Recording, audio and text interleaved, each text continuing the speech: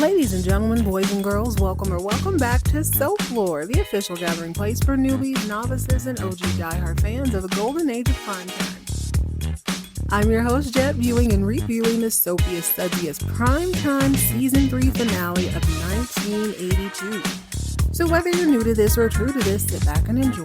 Tell the kids it's time to play outside or out of sight. Tell babe no questions, suggestions, or concerns for the next 25 to 55 minutes. Everyone else in earshot, you need to be cool, quiet, or you will be kicked out because we are watching our stories. Ladies and gentlemen, boys and girls, this is Soap Floor.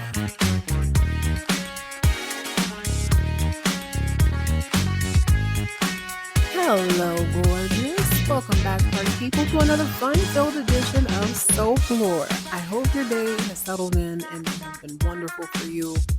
Mine's doing all right. I need to apologize for leaving you guys hanging for so long. Had some family stuff we had to take care of, but everybody is back in order. And we are digging so deeply into this finale of Knots Landing.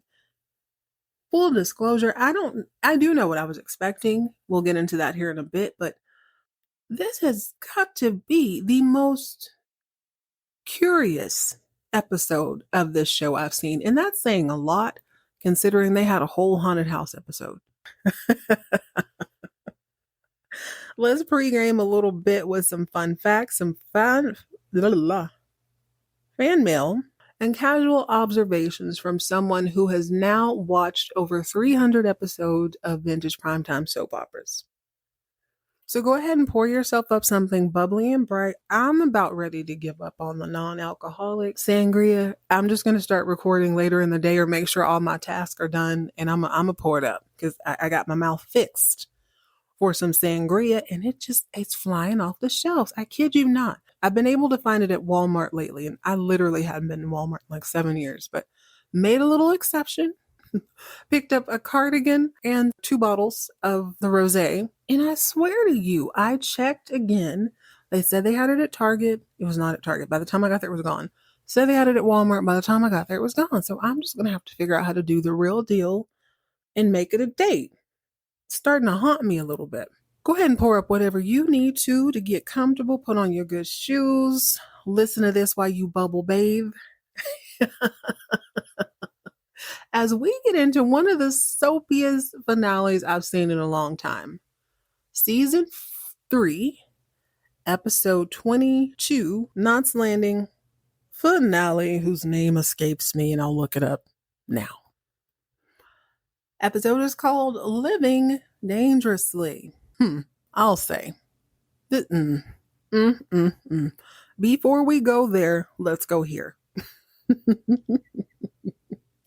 Remember, if you have any behind the scenes tea or anything you think might be interesting to me, who is watching all this for the first time, if this is your first time listening to the show, welcome. So glad you're here. It's an enjoyable place. I have a good time. I hope you do too. My name's Jet. I am an elder millennial watching primetime soap operas of the 80s for the first time. I have watched seasons 1 through 3 of Dallas, Dynasty, and Falcon Crest.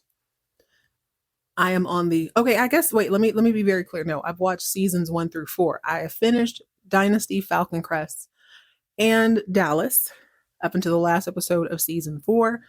Today I'm going to finish the last episode of season 3, Knots Landing. So if you have information, please keep in mind that if there's a storyline later down the road, I don't know anything about it. I also don't know what other characters, other than I know Nicolette Sheridan. I figured that out at some point. Nicolette Sheridan is in this show, which is cool. I still love her from Desperate Housewives. If you would like to reach out, you can send a text via the show notes if you're listening to this on a mobile device. Just go to the show notes and there is a link. You can send a text. Understand, I can't send one back to you, but I will always acknowledge you. Or you can send it the old-fashioned way via email, which most people do, and I love it. You can reach out at soaplorepodcast@gmail.com. That's soaplorepodcast@gmail.com. All right, guys, let's get into some tea. I thought I had read this before, but I realized I probably edited it out accidentally. some of the dynasty stuff on the Falcon Crest episode. I wanted to sort of match everything up, but I forgot to do this at the beginning of Dynasty, so let's jump into it. This is from my good friend in Oregon, and they say that recently Joan Collins revealed that John Forsythe had it written in his contract that he was to be in the middle of every group cast photo he was in. Tell me why not one part of that surprises me.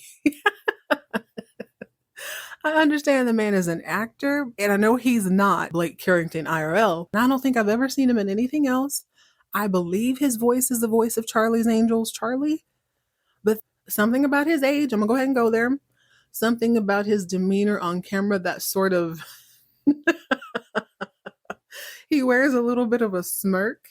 And it's just, in my head, he seemed like he might be a little bit of a diva. Probably not an outright diva on the set, but definitely like if there's a cast meeting, there's going to be a potluck and everybody's like, oh yeah, we're going to have, it's Italian themed. He would definitely go behind your back and sabotage it.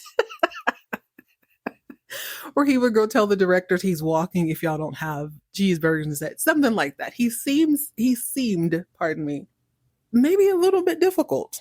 And the T is also that they probably didn't get along, which I can totally believe.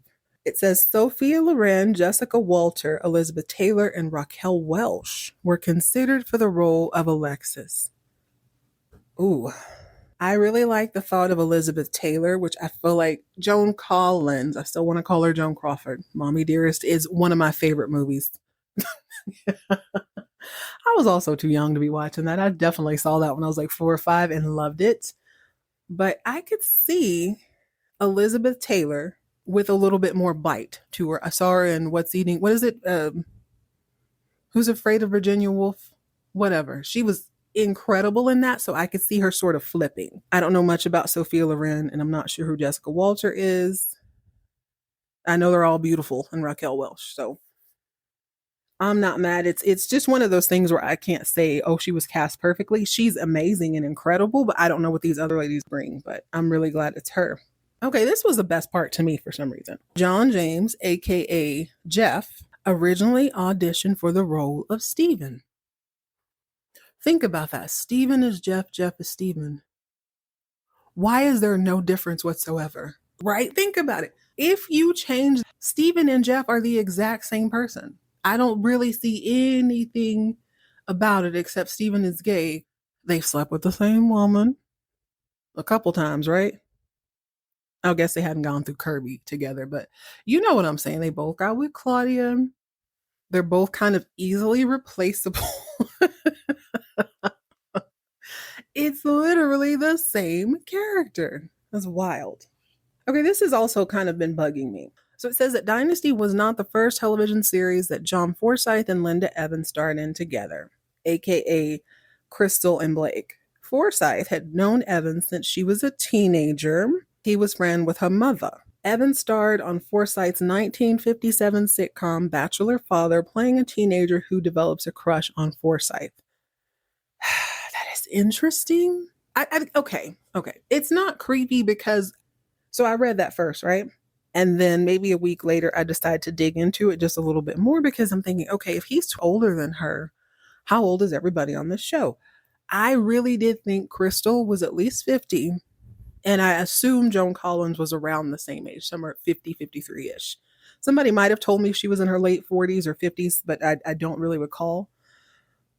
So I looked it up and it says about this season, Joan Collins would have been about 49 and Blake, aka John Forsythe, was 62, which seems about right for me.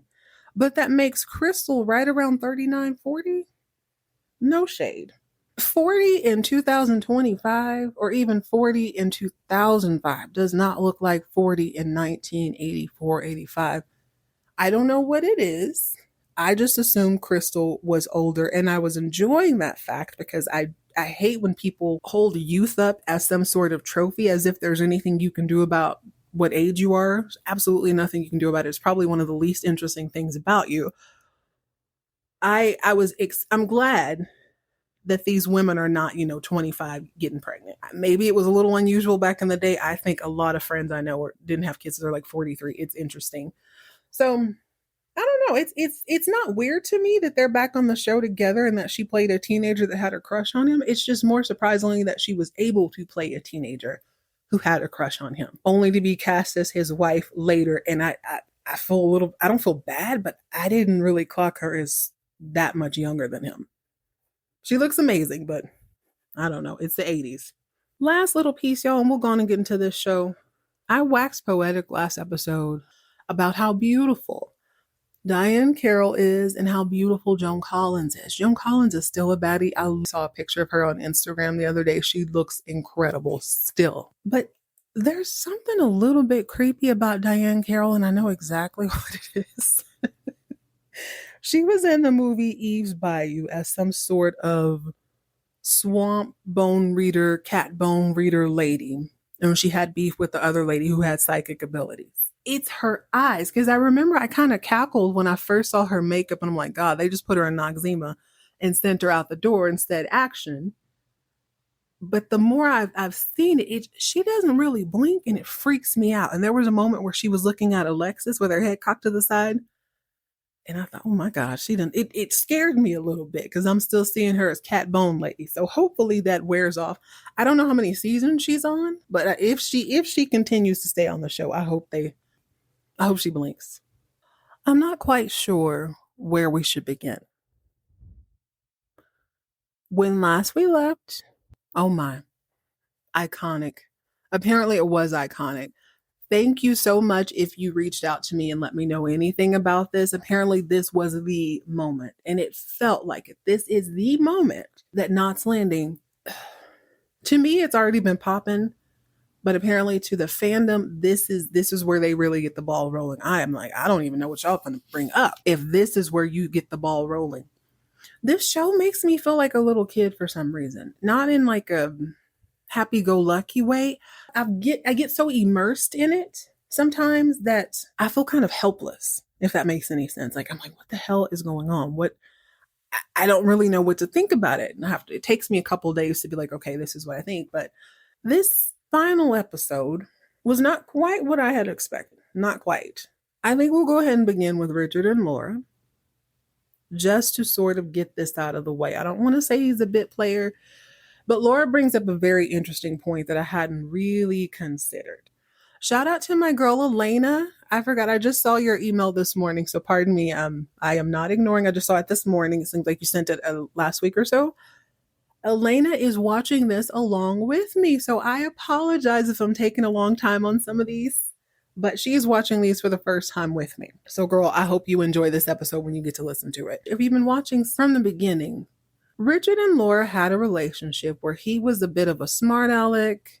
There was some weird confusion about her sleeping with people or not sleeping with people. They seemed to be okay with it. They were very vague with it the first season, and I didn't really understand what sort of relationship they had. As time has gone on, what you see is that it feels like Richard is very frustrated in his career, and Laura is the one place where he can sort of take that out on somebody. By and large, the neighbors weren't really feeling him. He wasn't as close to the guys as I thought he was. It seems like he was kind of close with Sid, but not with anybody else. But he hadn't been the most pleasant person up until now. With the death of Sid and the new friendship with Karen, he became more bearable. I suppose it's because he has another person to sort of pour into or talk to. He was a shoulder to lean on, and it showed his sensitive side. This is my observation. After his nervous breakdown, with him entering the hospital and being able to come home, it's to be expected that things are going to be a little bit bumpy. This is new territory for everyone involved, and what you see in this episode is that nobody really knows how to interact with him. Not quite, not yet. Laura has always kept up that smirk on her face, nothing's really getting to me, and it was because, in my opinion, it's because she was so used to him.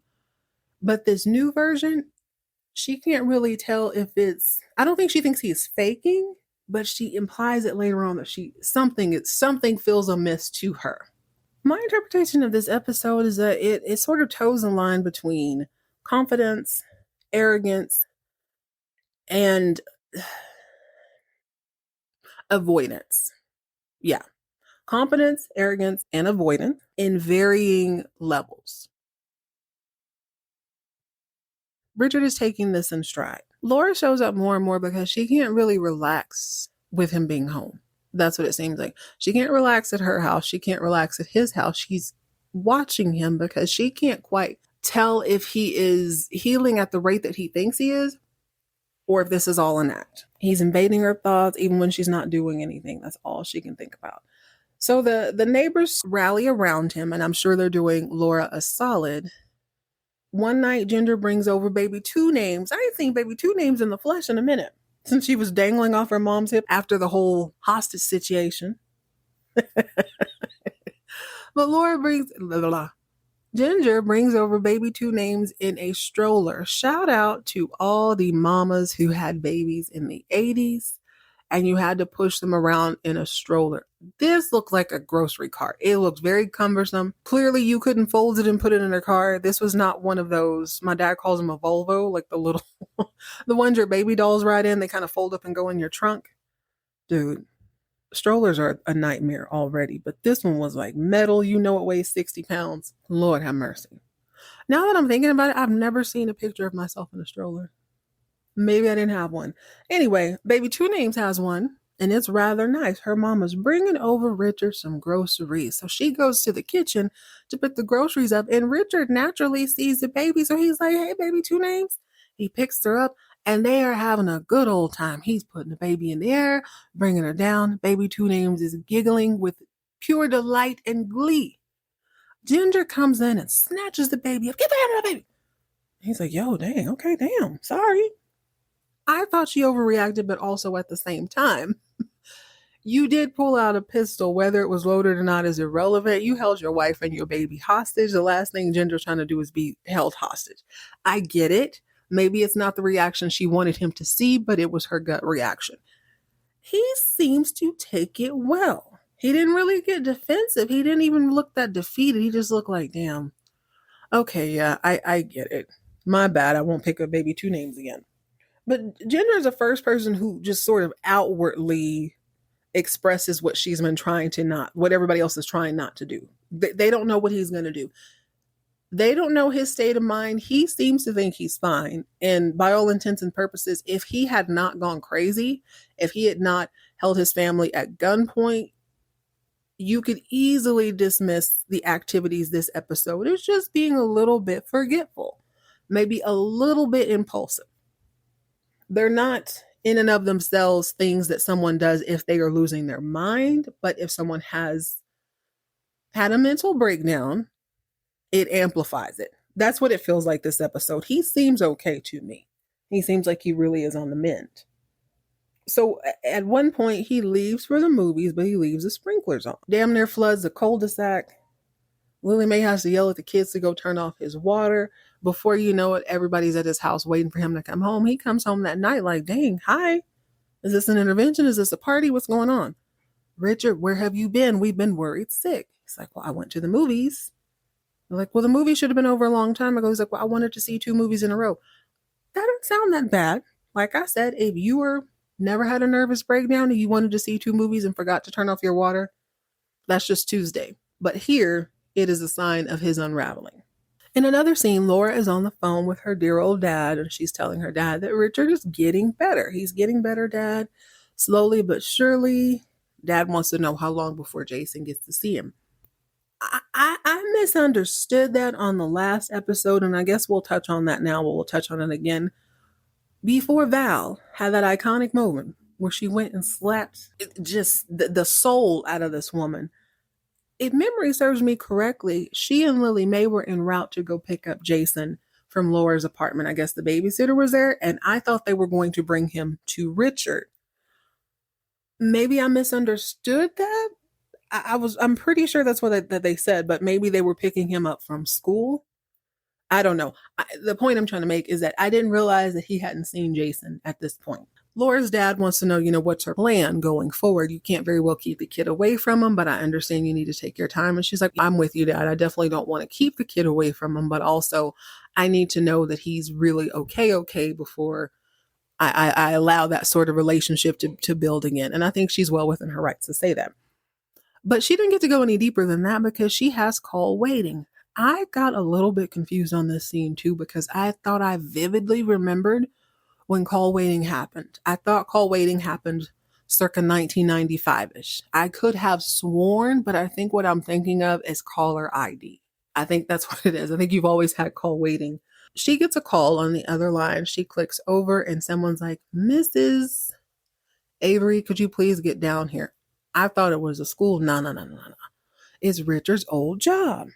So he goes back to his old job to demand it back, and that the higher ups, that vaudeville lay you on the train tracks and run you over villain type boss who ordered all the hookers and whatnot, he wants him to take a little responsibility. Richard walks in like, listen, breakdown or not, I'm still a lawyer. Pretty good at lawyering. So tell you what, dude, I won't hold it against you. I won't hold that ridiculous haircut and that mustache against you if you give me my job back. I won't even press charges because you know I have a case. By this time, Laura's pregnant butt has got up the steps and she's like, Richard, let's go. Richard, let's go.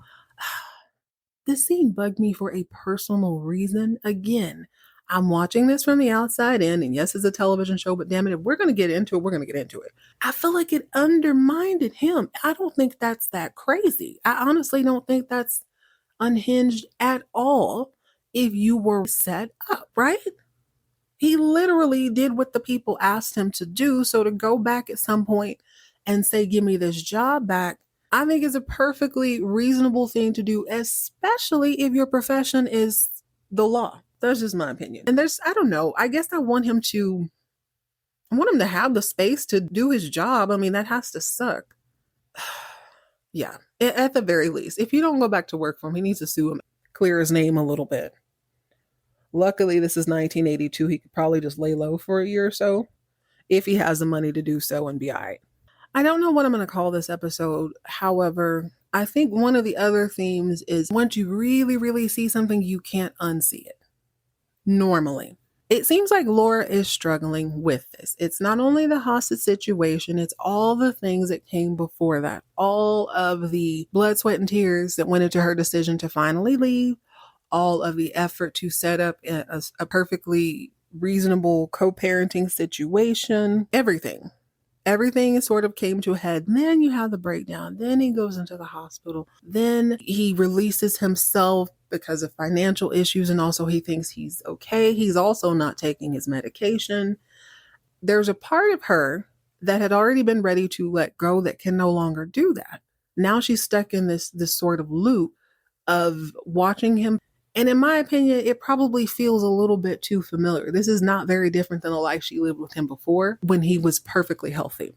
After the whole boss situation, Laura takes Richard home or maybe she follows him home. I'm assuming he drove himself there. She follows him home. They go inside the house, and for whatever reason, she wants to pick up her mail or something. She looks in the garbage can and she sees a note, and it's almost like a checklist. Richard is just word vomiting. Today we might call it mind mapping. He writes a statement that says, the next time I have a gun, it'll have bullets in it. So now all of the fears that she's had have sort of risen to the surface. It doesn't really matter if she was going to leave. Now she knows that he's still thinking about it. So he's not okay. I suppose she's thinking he's not okay because we're not there. Somebody needs to keep an eye on him. So she makes the decision quietly to move back in. At the end of this episode, he's not aware of that, but she does go over to Ginger and Kenny's house. They were on their way to Val's cocktail party, which we'll get to here in a minute. She tells him what she found and that she's going to move in, and she asks them for their help. I'm so sorry. I know you guys are trying to get to Val's party. They're like, don't even trip. This is so much more important. We want to be here for you. What do we need to do? She lets them know what they need to do. How are you doing, Laura? She's like, you know what? Sometimes I feel like he planned this whole thing. That's an interesting take, and I kind of believe her. I can't tell if he's putting on at this point. Because like I said, he seems so okay. He seems very calm. Shout out to this man. I forget his name, but he acted his ass off this entire season. I have really, really learned to enjoy like Richard. Did not see this spin on his character like this, but you can't help but be invested in him.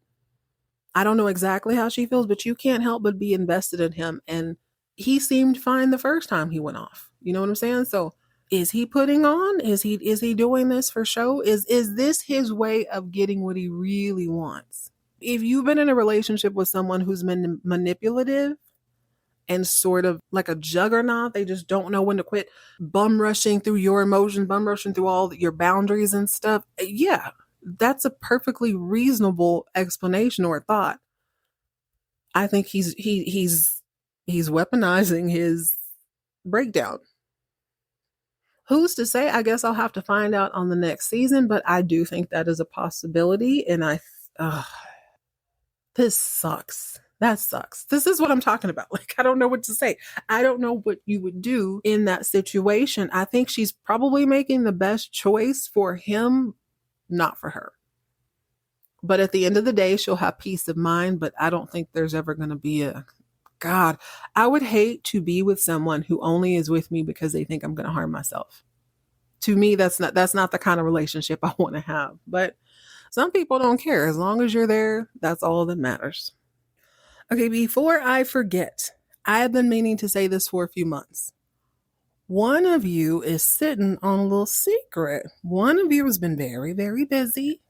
I believe you're probably working diligently to produce a little show of your own. One of you guys has a podcast. Maybe a few months back, I got a notice from Buzzsprout. One of you used the link. So I use Buzzsprout for my podcast, and there is an affiliate link that you could put in your show notes. And I did that probably a year or two ago. I don't know if it's still there. I might throw it back on there.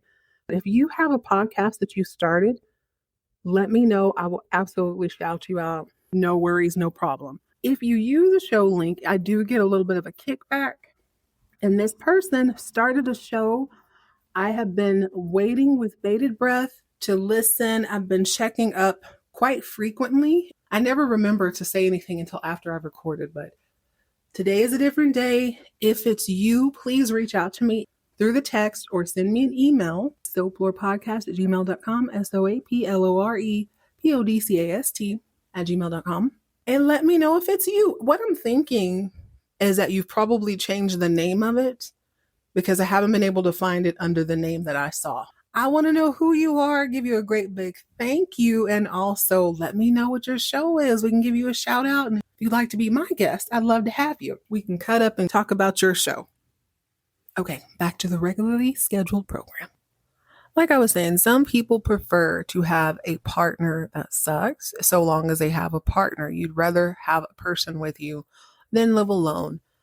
It's easy to judge that. Every song you listen to, especially, girl power-ish songs, tell you to move on, you're better off alone, blah, blah, blah. It's easier said than done in a lot of cases. I just hate the fact that she's going to need to settle quite a bit in order to be there with him. I don't know for how long. She keeps referencing the doctor. We're talking about Laura, by the way, the psychiatrist that Richard was seeing, who told her, do not move back in unless you're going to stay. You're a grown woman, Laura. Do you, boo? Ugh. Also, I hate to even bring him up because I can literally feel the energy in my brain deplete with every word I'm saying. How much longer is Kenny Corny Rogers going to be on the show? Can we please have an interesting character arc? I kind of miss the slutty Kenny at this point. I am not enjoying this Steve from Blue's Clues sitcom. I don't understand how you suck at everything. I'm not saying he's a sucky actor, but I am saying Kenny as this playboy made a lot of sense. He was just as corny, but at least he had some sort of vice you could hate him for. Now, I just really don't care. And dare I say it, I'm almost a little bit disappointed when I see him come on the stream. I don't want to feel that way. I really don't. Can we drop this good guy shtick and get back to business? I would be so angry if I were the actors who played Kinger and Jenny. Yeah, I'm going to call him Kinger,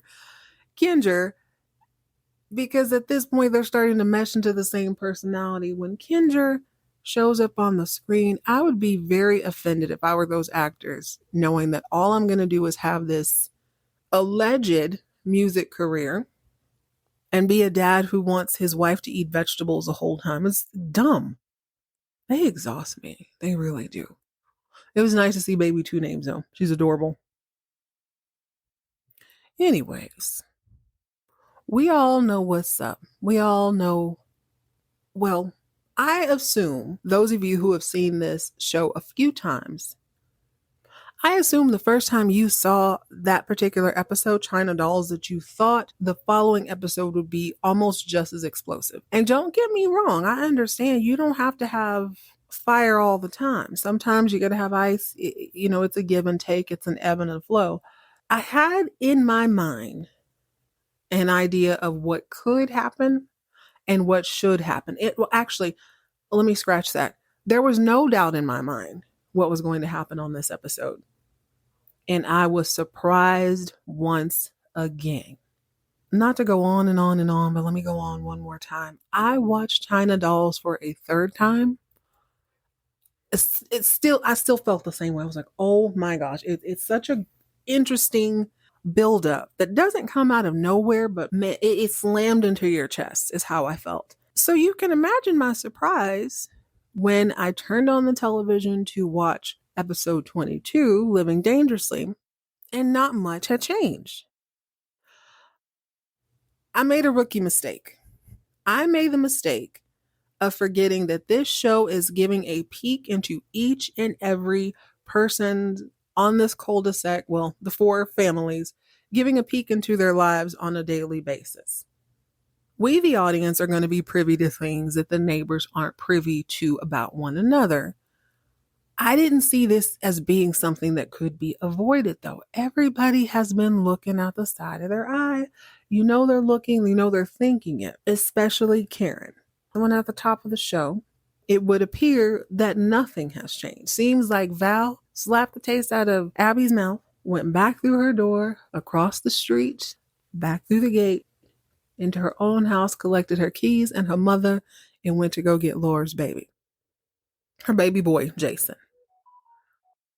This is the thing. I've thought about this since was it season 1 where Gary got with that one lady? No, because Abby was there. So that'd have to be season 2. I felt all through season 1, I did not feel that they had a real love story, Gary and Val. In season 2, when he had that affair with that other lady, and she was woman enough to come and talk about it, Val was cool about it that one time. You know what I'm saying? She was cool. She accepted that nobody's perfect, blah, blah, blah. They love each other. We got to see their acting chops for real on the beach. Going into the second time, when something was pretty much right under your nose again, I expected a bigger reaction from Valine. She has been building her confidence. She has been strengthening her spine vertebrae by vertebrae by vertebrae. I was completely shocked to hear that not only has she not said anything to anyone outside of her family, immediate family, she hadn't said a thing to Gary. She hadn't said a thing to Gary, despite him hopping out of bed when she asked him about it and locking himself in the bathroom. How absolutely dramatic is that? That's all the answer you need. Unless it isn't. Unless you are willing to hold on to that dream.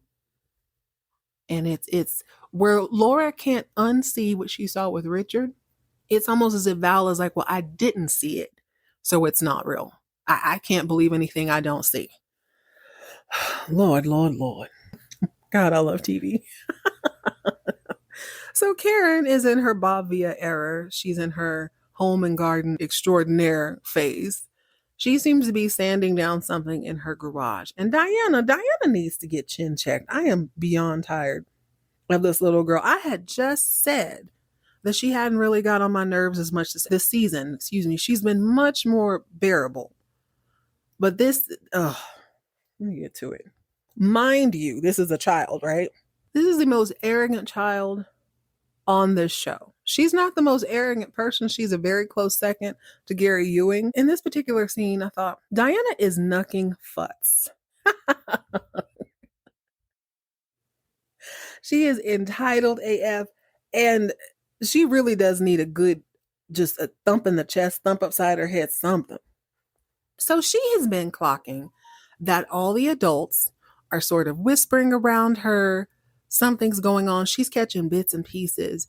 of the conversation. So she knows somebody is having an affair with somebody. You all know, if you've been listening to me for a very long time, I was a very quiet child, very privy to a lot of adult conversations, 9 times out of 10 because they forgot I was there. I was just being quiet. But did I hear everything? You better believe it. You got to learn to be nosy, and I'm really surprised that the oldest child is not very good at this. She don't have any snooping skills. She don't know how to ear hustle from the next room. She don't know how to pretend to put on headphones like you're listening to your Walkman or 8-track or whatever she would have been listening to. I'm sure she had a Walkman. And listen to the conversation for real, for real. She don't know how to do that. So instead, she storms into the garage while her mother's trying to create furniture or whatnot, unplugs a damn sander and says, tell me who's having an affair. I know something's going on. And she's the demented look on this girl's face is enough to make you turn off the damn TV. If this show wasn't so riveting, if I was just a blind wanderer, just blindly going through channels, and I saw that chick screaming and she didn't get slapped in the face, I think I would change the channel.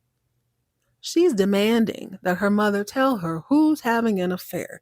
And Karen's like, well, what do you mean? She's playing dumb. I don't know about no affair. What you mean? You know what I mean, mother. Everyone's treating me like a child. That is exactly the sort of thing a child would shout. There's a way to tell people they're not treating you your age without shouting. Karen continues to be coy, and eventually she just tells Diana, well, if I'm saying I don't know anything and you don't know anything, how do you know there's anything to know? Talks in 67 circles, Diana storms off. The audacity for me. It's so annoying. Diana does not have the ability, so it seems, to seek out the information that she desires. 2 people on this show do, though.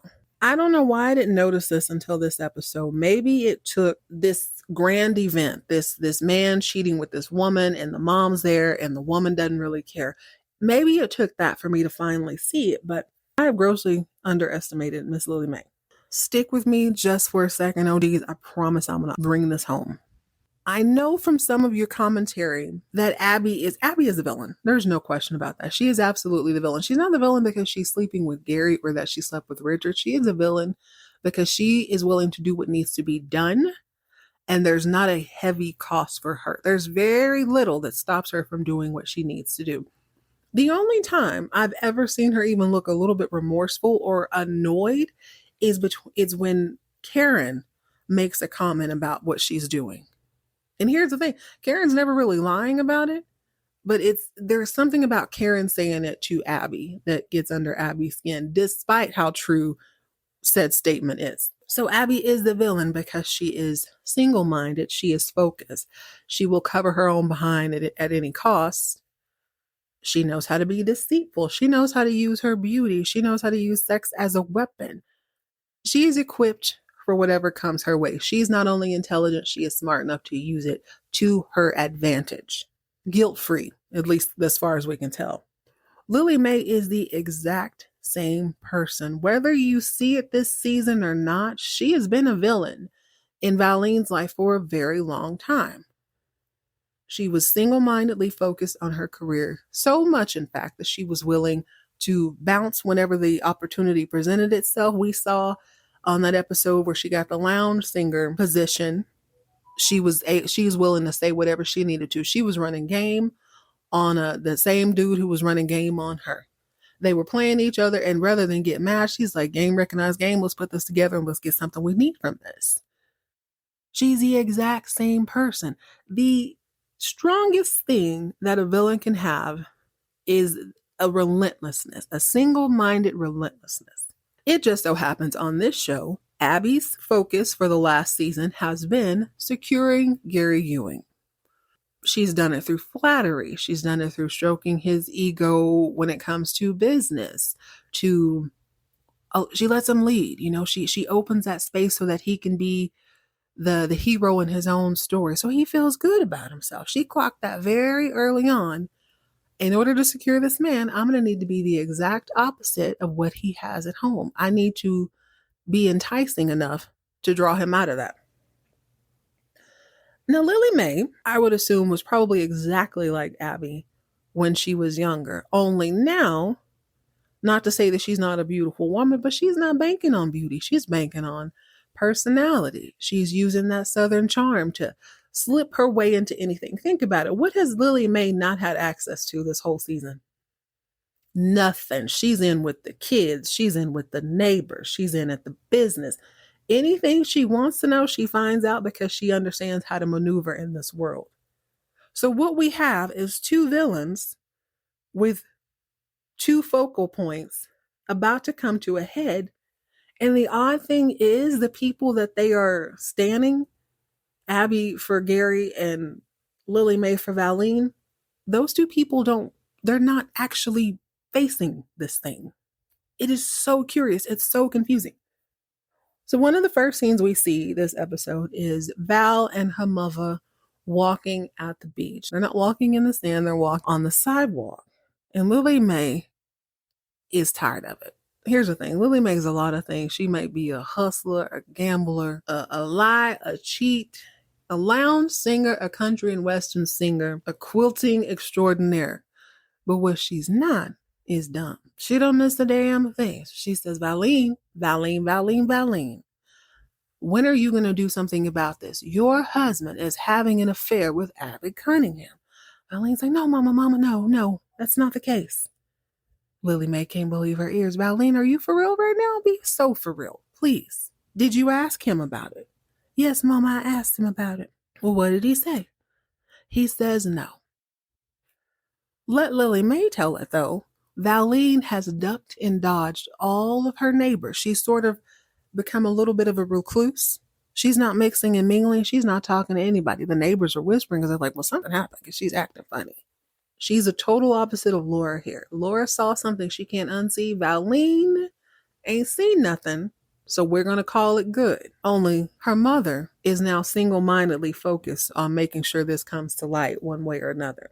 Lily Mae was one of the first people who clocked it. At that day that Olivia had the father-daughter dance and Abby comes running out of the house talking about she's going to be pouring punch and jumps in the car with Gary. It felt so funny at the time, but Lily Mae was the first one who said something, and she's been acting a little bit funny ever since. Let Lily Mae tell her she's depressed. Every morning, every night, same old, same old. She's also not talking to Gary, which makes it a whole lot easier to not face facts. So the whole point of the scene is Lily Mae knows something is up. Val is like, I didn't see it, so it didn't happen. Lily Mae leaves the port, I guess it's called, or the bay, I don't know, and decides, okay, you don't want to, okay, you ain't seeing it, I see it, even if I don't have proof, I see it. She also says that she's obsessed with the subject, which made me realize, oh my God, they're the same people. Lily Mae just disguises it as this, oh, I'm a sweet old country lady, I don't know nothing about nothing.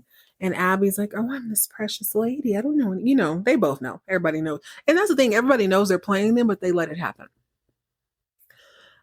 Part of Valine's ability to avoid this situation comes in the form of her book. Her book is in its second editing phase. And at this point, the editor from New York, Joe's friend, is in LA. They are going over everything. So she's super pumped. They're going to have a party. So it's not that I didn't know this, but they've never really explicitly said anything. So nobody at this point, other than Valine, Lily Mae, Abby, Gary, and Joe, and the editor have read this book. No one else knows what's in it. They can assume, but they've never read it. And it seems like Val is starting to get more and more uncomfortable with it. She's sort of going back and forth with the editor because it seems like the book is only popular because her name is Valine Ewing. She's getting more and more nervous about this party that's coming up on Friday. So there's a scene where Gary comes downstairs wanting to know where his blue suit is. Val will not look at him. She's typing. Matter of fact, she can't even stomach making him breakfast. Mama, would you make Gary something to eat? And he asks where his blue suit is. Valine tells him it's at the cleaner so you can wear it on Friday night. This mother lover. Oh, he makes me so angry. He tells her that he ain't going. I ain't going to no party on Friday. I don't want to go. They're going to eat me alive. I feel like I'm thrown to the wolves. They're going to ask me questions about my family. Grow up. 37, 38-year-old man. Grow the hell up. That's your woman, right? Don't you want to support her? Don't you want to be there for her? You know what this mother lover has the audacity to say? You know what he has the nerve to do? Put his hand on his hip, cock his head to the side, and say to this woman with a straight, disgruntled, goofy looking face, you have all the moral support you need from your editor. This irritates the crap out of me because he's doing that thing. He's already in the throes of this passionate affair. He's been working towards us, whether he was completely conscious of it or not. At some point, he knew what was going on, but he liked the attention. Abby called him out on that. All this was in motion before that book was even a thing. Mind you, this woman wrote a paper for school. It was then hijacked, unbeknownst to her, and turned into something. But he's using the mask of this book being the thing that's coming between them instead of what it really is. But they're both willing to play this game. I love Lily Mae in this scene because she's like, oh, Val, you need to wear this. You need to remember you are a young, attractive, talented woman.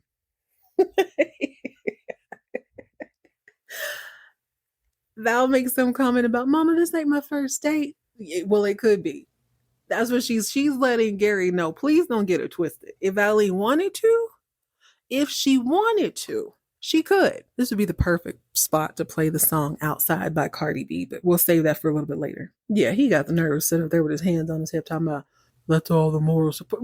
And then do you know where he goes? I want you to guess. Guess where he goes. He says he has a meeting to get to, and you can tell Valine is like not even breathing. She's just staring at her typewriter, focusing on the rewrite. Lily Mae looks like she's going to vomit because she's looking at Valine's face. Now, how is she going to, you're just going to sit by and watch this man do this to your baby? Absolutely not. He's going to a meeting. You know where that meeting is. I am starting to believe that they have rented out an apartment. I'm starting to believe that both of their names are on the lease. Unless Abby's friend is some sort of stewardess or I don't know, she's one of those people who never sees summer or never sees winter. She just sort of chases the season around the globe. I don't know, but she definitely ain't at home most of the time. Gary goes to his meeting, if you will, with Abby. Lily Mae goes to the dealership with her purse. She's looking for Gary. Karen's there. And she said, girl, where's Gary? Oh, he's at lunch, blah, blah, blah. You know he ain't at lunch. Where is Gary? I don't know. Well, let's go to lunch. All right, fine. Let's go to lunch. Abby's not here either. Abby's not here either. These people are so knee deep in their affair that they bring like a change of clothes. They put on casual clothes so they can do the do. I have to check myself. Have y'all ever seen that meme of Kim Kardashian? She's like looking at a phone and it goes, when you read your old text and realize you're crazy. When I read my notes of this, I realize I'm kind of crazy. But it's okay. I love it here. I don't love the disrespect. So Gary comes into the apartment. Abby comes running from across the room. She leaps in his arm. Yeah, they love each other, blah, blah, blah, or whatever. I don't know if they love each other, but they like each other's bodies at the very least. He mentions having to go to a party on Friday. Abby's like, well, if you don't want to go, don't go. They have a quick little just sort of exchange with that. And he goes, well, why don't you go to the party? You're the whole reason this thing got into play. And she just sort of smiles like, well, I had to do what I had to do. Keep that little caveat in mind, please. Keep that in mind for later on. So unbeknownst to them, while they getting it in at lunchtime, across the street sit Laura, Lily Mae, and Karen. Lily Mae cannot let it go. I know he's boning that girl. I know they're having an affair. I just need to put eyes on him so my girl can put eyes on him. He's not going to embarrass my daughter. I will not stand by idly while he embarrasses my daughter. So across the street, let me be very clear. Across the street are these apartments. So that's on the east side of the road. On the west side of the road, there must be some beachside bistro, and they are eating out on the patio. They're eating outside because it's nice. They got that beautiful ocean breeze. Well, this is a perfect view. They just happen to be facing the street, and out comes Abby. And Lily Mae say, well, look there. Look. They look across the street. Oh my God. Laura is disgusted. Are you serious? Yeah. Yeah, exactly. Karen still, nobody's trying to save face, but also it's I think it's one of those things. It's so unbelievable. It's the worst case scenario. You're just praying there's another version of the story, only there's not. So after Lily Mae walks out, everybody just kind of, excuse me, Abby walks out. Lily Mae's like, I'm gonna count to 10. I bet you Gary's gonna come fluttering out after that. So she starts counting. She gets all the way to 7. And who do you see just Forrest Gumping his way out of this door? Freaking clown. So there you go. There is the ocular proof. 3 people for a fact cannot deny it anymore. This is where I start to love Karen again. I always love her, but I love her for this. She makes sure that she's not going to treat Gary with any sort of respect for the rest of this episode, as she shouldn't. Last little thing about Laura, I made a note that nobody cares about Gen X, and what I mean by that is I know they're the original latchkey kids. Well, I mean, the whole generation. It was more common for them, I guess, than before, because mama's working, daddy's working too. Do you know Laura leaves the instructions for a crib downstairs for Jason to put together? And I was like, are you for real? He's like 8, 9 years old, and he has to go get a wrench and put the crib together. I'm like, how y'all gonna get it upstairs? She was dead serious. You put it together. Damn, y'all should get double Social Security. Seriously. Okay, so anyways, let's get back to Val. Val had this meeting right about the time her man was having a meeting, and the ladies who lunch were having a meeting. She was meeting with the editor, and he brings out the cover to her book. They changed the name. It's no longer A Family in Texas. It is now Capricorn Crude. And they have like this shirtless guy and these people. It's very sexy. She's totally like, dude, why? This is not what this book is about. What is this? So it's not just the Gary thing that she's uncomfortable about. I mean, obviously she doesn't want to upset him. She doesn't want to disrespect his family. And I keep going back to this. This was like a diary entry. Her and one other person was going to read it. Probably someone who didn't know who the Ewings are. Well, the selling point for this book, because she is a brand new author, is that her last name is Ewing. So the cover is quite suggestive. The editor is telling her as much, you're new. We think a different title would do a lot better. It's called Capricorn Crude, the Saga of Conquest. She's not super mad about that, but she's like, okay, but why is everybody so half naked on the top of the book? Like, why do we do that? And his point is, we really, really have to make a splash. You're new to this. Nobody knows your name. They know this name. So we're really going to have to push this. Not only are we going to put the book out, but you're going to have to make all these personal appearances and stuff. It's very clear at this point that she's gotten uncomfortable. There's a couple of things in the book. I guess one is about Sue Ellen. She feels uncomfortable writing about how promiscuous. She ain't promiscuous. She's getting her lick back as far as I'm concerned. But she feels a way about representing Sue Ellen in that way because she ain't never really done nothing to her. Plus, this woman is quite fragile. I'm sure they get all the tea from Bobby. Or from Ellie, from somebody. Maybe she's getting all the tea from Lucy. She's starting to have second thoughts. This thing is getting bigger, but it's something that she can focus on since she can't focus on Gary. She goes over to talk to Joe, and of course Karen is there, and she's telling him like, dude, they're turning this into a sleazy novel. This is not at all what this book is about. Joe seems to think it's a great title, but she's like, no, you're not hearing me. You're not hearing me. They want me to flip everything around. So she has a character in the book called CR.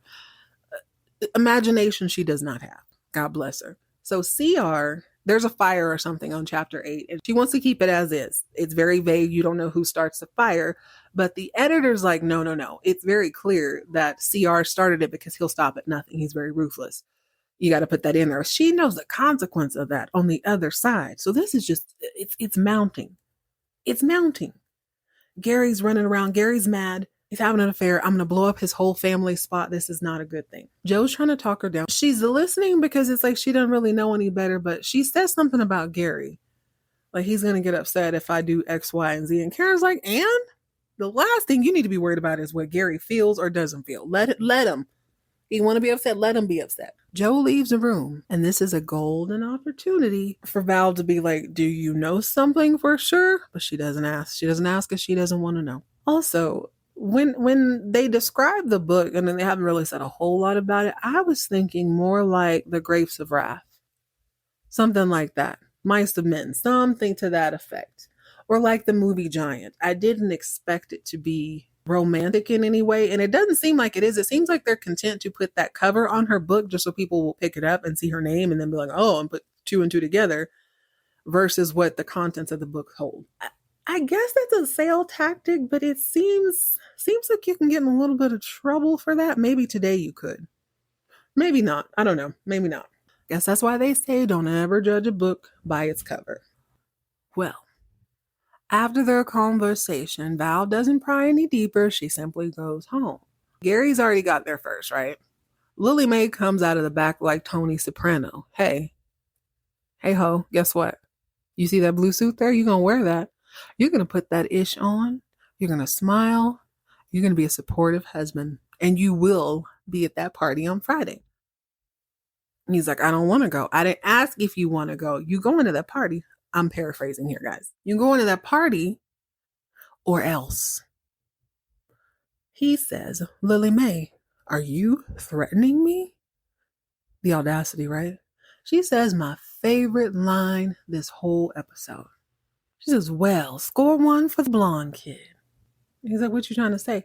Well, if you don't go, I'm going to tell my baby girl that I saw these two little butterflies flying around. He's like, you're going to tell her you saw butterflies? He's so dumb. He's so cocky. He cannot be this confident. There is zero chance that he thinks he's that suave. He's 6'12", running around with a lady wearing fluorescent red, neon red in the middle of the day.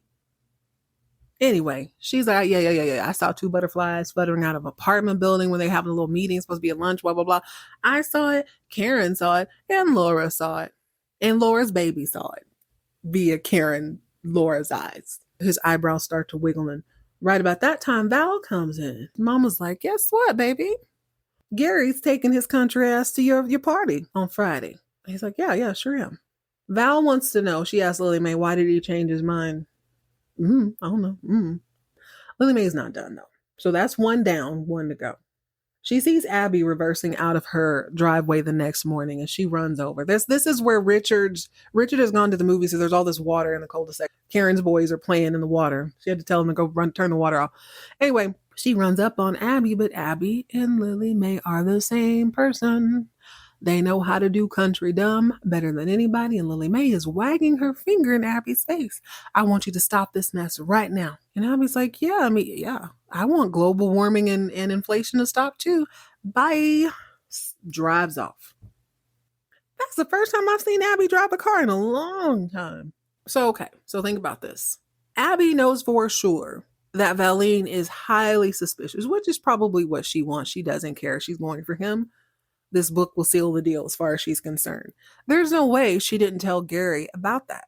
There's no way. So it's on his radar. He's not even clocking that his wife is no longer speaking to him because he's in the throes of this exciting new thing.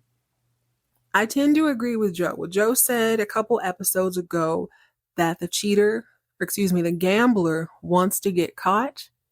He's behaving like that. He's reckless. They get into this apartment and it's like everything else fades away in the world. I'm not going to call that romantic because it's incredibly reckless if you are sneaking around. It's real, real dumb. We got to get back to Val because again, it's starting to get too hot to ignore at this point. But she just throws herself into this book. I'm sure she's upset about the book, just like Gary is using the book as an excuse to not be supportive, not really talk to her about anything. That's kind of the mask that he's wearing. She's using the book and the contents of the book as a way to not deal with Gary. So anything, in my opinion, anything she wants to say to Gary, she's saying to the editor. You're not listening to me. That's not right. I don't want this in this book.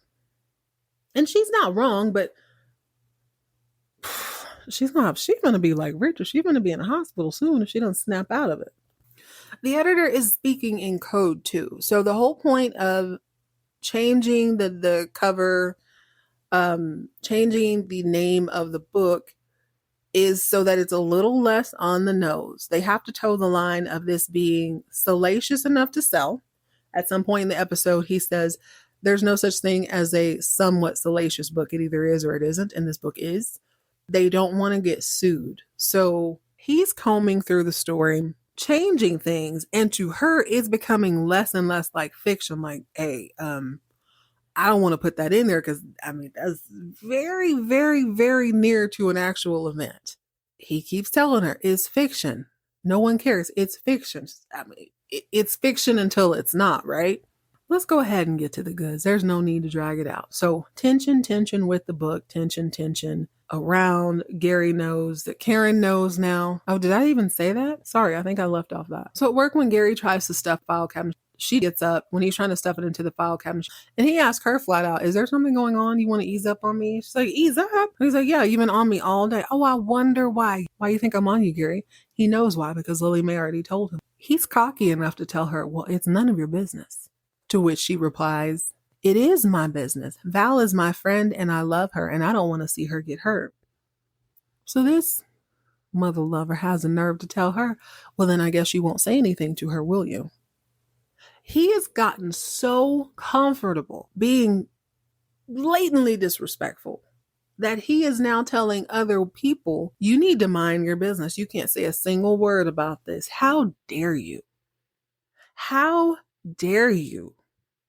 As intertwined as everybody is in this little community, how dare you? Now let's get to the goods.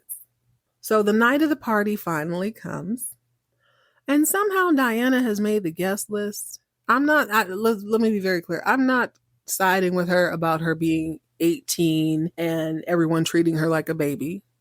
I'm not siding with her, but also at the same time, why y'all inviting her to everything? She doesn't know the boundaries. She don't know a child's place.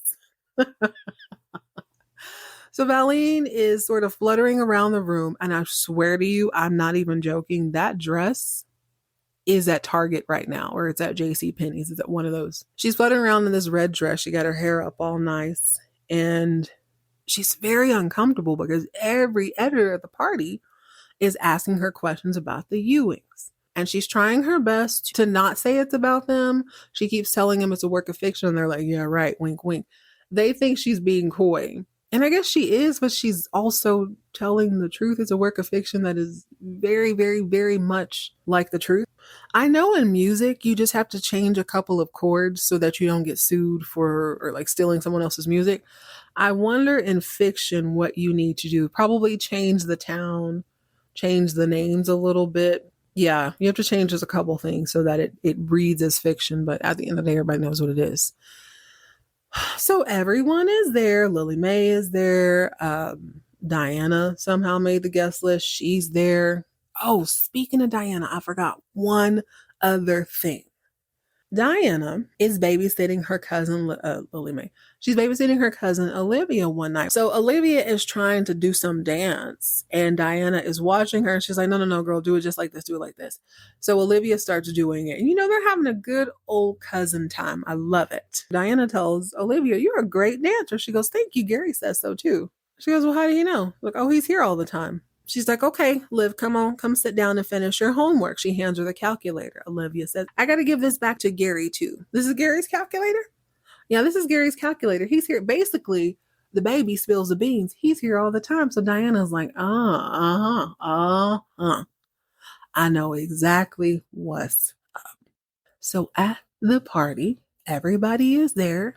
Except you know who. Lily Mae is pissed. And so is Karen. So they're calling dealership nonstop. They're calling the house nonstop. Meanwhile, Gary is over at Abby's homegirl's apartment in bed post-coitus. He says, hey, Abs, that was fantastic. What a word. I hate when people compliment themselves. You're all right, Gary. I don't even want to go there, but I doubt it. I'll say that. He tells Abby he needs to go. Here's where it gets a little bit sticky to me. You could say she is seducing him, but I don't think that's the case. I think she is presenting an option and she's playing to his reaction. So if he was like, it's the only place I want to be, I'm sure she'd say, well, I'd never stop you from doing anything you'd want to do. She'd find a way to round it back out to be like, your wife would, but I wouldn't. He only says no one time. Like, no, would you rather be here or would you rather be there?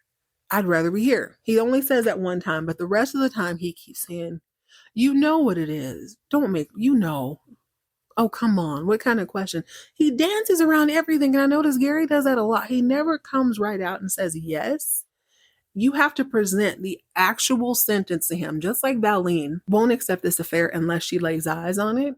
He won't explicitly say yes to anything. You need to be extremely specific before he will. So there's back and forth, back and forth. He tickles her. He manages to get his shirt so he can get dressed. Mind you, he's supposed to be putting on the blue suit. So I'm assuming he came over there in his work clothes. He walked in with his blue suit, but he also has his baby blue cheerleading shorts on.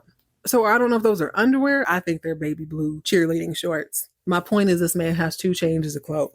Abby and he keep going back and forth. Why don't you stay where you want to be? Why don't you just stay where you want to be, Gary? Blah, blah, blah. He gets dressed. She crawls over to the side of the bed. They begin to kiss, and you see him drop the outfit he's supposed to wear to Val's thing. So it's said and done. He's making his decision. Val is really suffering at this party. She's starting to spiral. Aaron had approached Joe a little before the party saying, why is the editor giving Val such a difficult time? Joe says, well, the truth is he's up for this position in New York, so his next move has to be his best move. Yes, I agree. He's out of pocket, but also this is the publishing world. Joe, being the stellar gentleman he is, sees that she's freaking out Val, that is, at the party. She's arguing with him. It's getting loud. He steps in and he starts talking to the guy like, dude, I don't care what your new position is going to be. You know you're not really handling this the way you should. And the guy tells him, actually, I already got the job, so I don't really have to do anything. I'm hoping you will be my West Coast editor. So maybe OGs can explain this to me if it even comes up ever again. I don't know if the guy was being difficult so that Joe would step in and be the editor, or if he got some news right before the party. Karen and Lily Mae still steady on the phone. Diana comes in looking like a poodle. I'm not even joking. Whoever did her hair hates her guts. She looked just like a little poodle dog.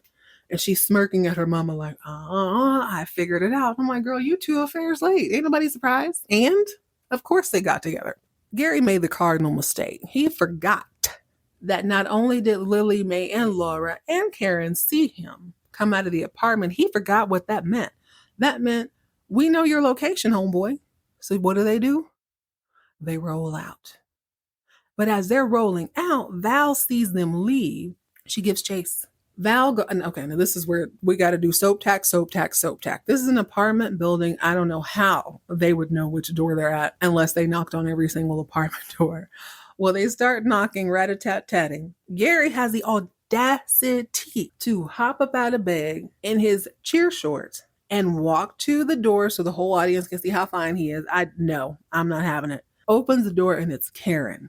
Abby looks shocked, shamed. She starts trying to explain. Karen talks to her like a child. Zip it, Abby. But Gary he's got his hands on his hip again. Karen's not the one, though. She steps right in his face. He kind of cocks his head to the side just like he did to Val. Like, what the hell? You know what? What, Karen? She's right in his face. Get dressed and get your ass to that party. Before she can go any deeper, though, here comes Val. Val, soap tax, runs up right behind her, and boom, she sees Abby in a 90, Gary in his drawers, and there is literally nothing else to say. He finally has the decency to look ashamed of himself. If I recall correctly, he wasn't ashamed. He was having a good old time. This is where I want to be. I'm not going to that party. That was his energy until he saw her face to face. Valine done say a thing. Have y'all seen that movie 1917? I think it's 1917, 1918. It's a war film, and one of the soldiers is supposed to go deliver a message to the other, I don't know what you call it, the other soldiers on his team. But of course, he has to do this long before telephones and walkie-talkies and what have you.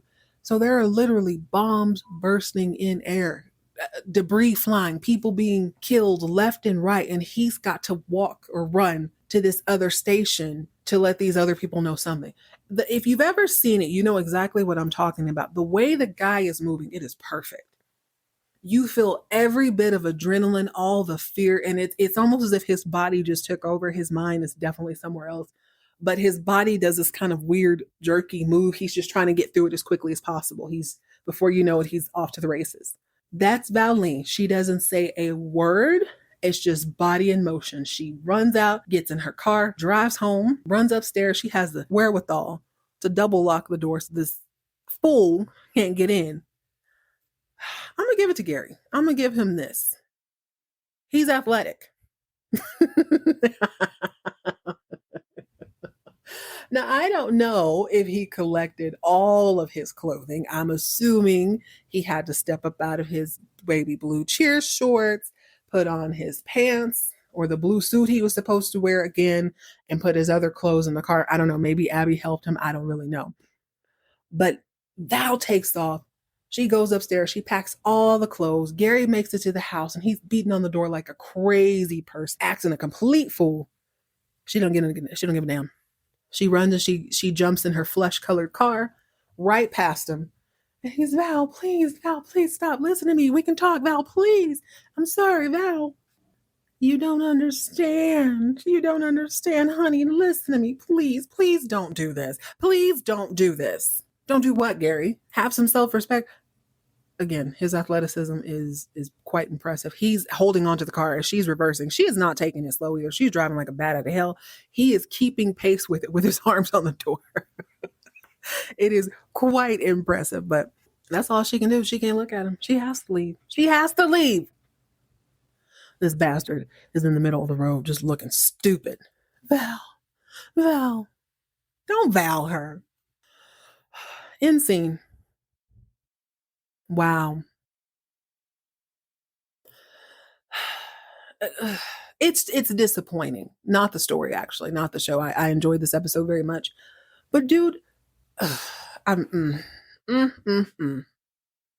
you got off easy as far as I'm concerned. But also at the same time, you know, she knew the entire time. I'm glad she had to see it. I really am. I hate that it happened that way. I wish it was just a kiss because that is, I mean, there's no coming back from that. Unless there is. I mean, hell, who knows? But it's just, I don't understand his carelessness. I go back to Joe. I have to agree with him. You wanted to get caught. You had to have wanted to get caught. There's no way you thought you were going to get away to that degree because he became more and more blatant and let the baby girl tell, let Olivia tell it. He's over at their house all the time. Business with that stupid methanol stuff should have brought something to fruition at this point, but there's nothing to show for. Just leave. That's my thing. Why drag this out? You already are disrespecting her. You're already ignoring her. You're already embarrassing her in her face. You're already making it uncomfortable for everyone around you. What is the point of dragging on? I think he likes the attention, period, point blank. Abby called it out, and it's the Jane or whatever her name was. She knew it too. He even admitted he just liked the way she looked at him. He was a hero. I know this for sure. I know what I know. I know Valine better go back and add another revision. You upset? Oh, bet. I'd put 6 or 7 more chapters on the loser Larry Ewing on Capricorn Crude. Oh, what? So, Sophie, there's only 2 questions I have at this point. There's only 2 things to discuss. Number 1, he got to go. Not only him, he and Abby got to go. As far as I'm concerned, if that's what she wants, if that's who you want, cool. Take him. Take him in 2 more years. See if he's singing the same song. See if she's just as happy in 2 years from now. You get the cheater one. You get the one sneaking around. It was a fun little game. I snatched him away from this bumpkin, made him feel like a real man. Yeah, okay, cool. Wait till he gets drunk one time. Wait till he starts destroying your house, flipping stuff upside down, throwing a fit every 15 minutes. I don't think she put up with it. But whatever. They got to go. That's my point. They have got to move out of the cul-de-sac. There is no way I'm going to watch y'all every day from my house. And she gets the house as far as I'm concerned. I can't believe the show has me stressed out from 40 plus years in the past. Oh, they got her messed up. But number 2, and most important, the thing I thought of this whole episode. Who gets custody of the kids? I'm not talking about Lucy and Mitch. I don't care about them. Who gets custody of Olivia and what's his name, Brian? Because as far as I'm concerned, those are Val's kids. They're the neighborhood's kids. How many, come on now. She's taking this little girl on trips and you're not even batting an eye. Matter of fact, you sleeping with my husband while I'm keeping your kids safe. She's buying her special birthday gifts, taking the time to pick out the perfect box. So you're gonna take my man and now you're gonna take the only kid she has now? Absolutely not. Who gets custody of the kids? All right, y'all. What a season. What an incredible, unpredictable season. Well done, Knots Landing. Well done. I just can't even believe it's going to turn up from here. I can't even imagine where you go. It seems, well, my heart's desire is that Kenny either get interesting again or get gone. It'd be great if they moved to San Francisco, which doesn't make sense to pursue the music career considering you're in LA, but whatever. Yeah, that got to get interesting really quickly. Can't wait to see what happens with Laura and Richard. And this son right here, he's got to go quickly. She's keeping that free house. Clearly, she's not going to sell it. She's keeping the house. I don't care. I hope that Valine sees for herself now, you have got to make a clean break. It's her husband, so I'm assuming they're going to try to work it out. I don't imagine it'll just break off that easy. Not on this show. This was Dynasty. Absolutely. You'll have a new partner by tomorrow, but not on this show. I imagine this is a love triangle for a little bit. However, she needs to fly. I hate that she is kind of rolled back into that timid woman. She was actually doing good. You know, she's going to school. She's finding her footing. She's discovering new talents. And the longer she stays to appease this idiot, the longer she's going to end up staying in that shell. You know what? Good riddance. Get him out of there. Get him out of there. But they, for real, they got to move off the cul-de-sac. And she's keeping the house. And we're going to work out custody for Olivia. Or else I'm telling the courts about all this other crap. Oh, in California? Oh, yeah, that's a good state to be divorced in. She better get all his money.